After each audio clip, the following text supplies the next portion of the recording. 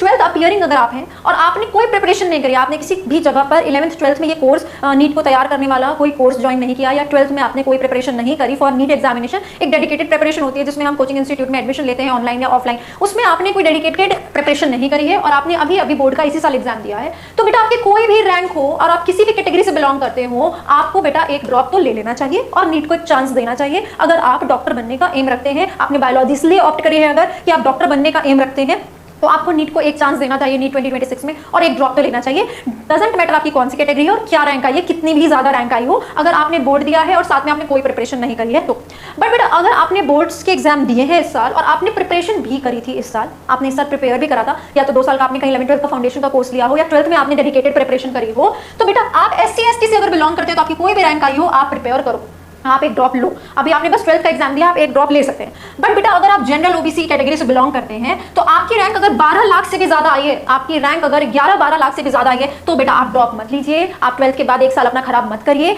और कोई और अच्छे ऑप्शन को एक्सप्लोर करिए, आप किसी और अच्छे कोर्स में एडमिशन लेने की कोशिश करिए। अगर इस साल आपने कोई फॉर्म्स फिल किए हैं कहीं से BSc करने के, एग्रीकल्चर फील्ड में जाने के, कहीं से भी आप कोई ऐसा कोर्स अगर बायोलॉजी ऑप्ट करते हुए आपने कोर्स भरा हो जिसमें आप एडमिशन ले सकते हो, आप नर्सिंग करना चाहते हो, मतलब आप अपना एक साल ड्रॉप में खराब किए बिना अगर किसी अच्छे कोर्स में इस साल हो सकते हैं, तो आप अपने करियर को उसमें जाकर आगे एक्सप्लोर करिए। मे भी डॉक्टर बनना ही देखो बेटा सब कुछ तो होता नहीं, अपने ने भी पता है, आप तैयारी करते हो, बहुत सारे बच्चे सफल होते हैं, बहुत सारे बच्चे इस फील्ड में सफल नहीं होते, फिर आगे दूसरी फील्ड में जाके लाइफ में अच्छा करते हैं, तो आपको उस डायरेक्शन में सोचना चाहिए। अगर आपके पास अभी कोई ऐसा फॉर्म फिल किया है आपने कि आप कहीं एडमिशन लेके अपनी पढ़ाई शुरू कर सकते हैं, करियर में आगे और ऑप्शंस देख सकते हैं, तो आपको वहां बढ़ना चाहिए। अगर आप जनरल या OBC कैटेगरी से बिलोंग करते हैं और आपकी रैंक 12 लाख से भी ज्यादा आई है बेटा, 12th के साथ बट आपने प्रिपरेशन करी थी, तो अगर प्रिपेयर किया और 12 लाख से भी ज्यादा रैंक आ गई और आपको किसी कैटेगरी का एडवांटेज नहीं है, तो फिर आप इस साल ड्रॉप मत लीजिए, ठीक है। अब आते हैं वो बच्चे जिन्होंने एक साल ड्रॉप ले लिया है ऑलरेडी और या दूसरी साल ड्रॉप ले लिया है ऑलरेडी। अगर आप एक ऐसे स्टूडेंट हैं जिसने 12th के बाद एक साल या 2 साल नीट की प्रिपरेशन में ऑलरेडी डेडिकेट कर दिया है, तो बेटा अगर आपकी रैंक अभी भी 1 साल या 2 साल लगाने के बाद भी